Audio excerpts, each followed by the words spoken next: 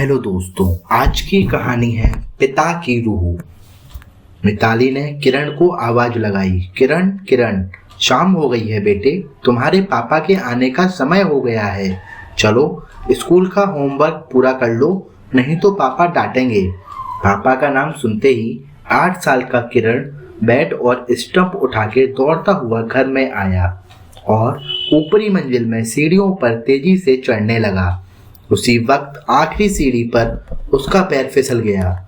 जैसे ही वह नीचे गिरने लगा, उसी वक्त किसी अदृश्य शक्ति ने उसे संभाल लिया और हवा में ही उठा के उसी के कमरे में छोड़ दिया। किरण को इसमें बहुत मजा आया, क्योंकि 8 साल के बच्चे को भूत और प्रेतों के बारे में कुछ पता नहीं था। उस रात खाने के टेबल पर किरण ने मम्मी पापा को सीढ़ियों से कमरे तक उड़ने वाला किस्सा सुनाया। बच्चे पर भला कौन विश्वास करता, लेकिन उसके दूसरे दिन से किरण की मां को किरण के बर्ताव में बदलाव महसूस होने लगा। वह स्कूल का होमवर्क समय पर पूरा करने लगा, सुबह स्कूल के लिए खुद से तैयार होने लगा। किरण ज्यादातर समय अपने कमरे में ही रहने लगा। एक दिन मिताली सीढ़ियों से ऊपर आ रही थी, तभी उसने किरण के कमरे से किसी की आवाज सुनी, जैसे कि वह किसी से मस्ती कर रहा हो। मिताली ने दबे पैरों से जाकर दरवाजे के सुराख से देखा तो डर के मारे उसकी सांस फूलने लगी, क्योंकि एक आदमी की धुंधली सी परछाई बालकनी के पास खड़ी थी और उसके बाजू में किरण उसका हाथ पकड़ के खड़ा था। उस आदमी ने जब पीछे मुड़ के देखा तो मिताली डर गई और दहल उठी, क्योंकि उसका चेहरा बड़ा ही भयानक था। उस पर गहरी चोट के निशान थे। वह आदमी कुछ ही पलों में हवा में गायब हो गया। फिर मिताली दरवाजा खोल के दौड़ती हुई आई और किरण को सीने से लगा के बाहर की तरफ भागी।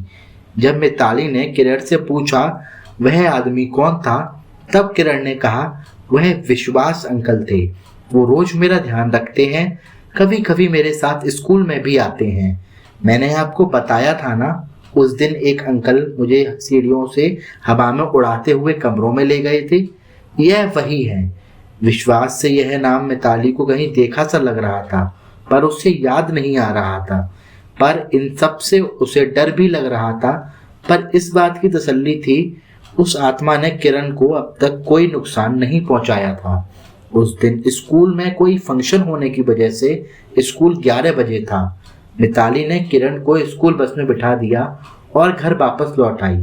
तभी उसने पाया कि बेडरूम में लगे आईने पर लिपस्टिक से एक नाम लिखा था, मदर टेरेसा अनाथालय, जहां से मिताली और उसके पति आरब ने किरण को गोद लिया था।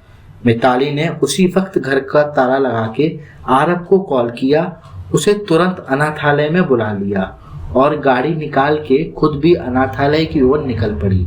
दोनों वहां पर एक साथ पहुंचे। जाकर वहां के संचालक से मिलकर किरण के भूतकाल के विषय में जानकारी मांगी, पर संचालक महोदय ने कुछ भी बताने से मना कर दिया। तब मिताली ने उन्हें सब हकीकत और वह नाम बताया। वह सुनकर संचालक महोदय सच्चाई बताने के लिए राजी हो गए। वह बोले कि विश्वास त्यागी, यह किरण के पिता का नाम है।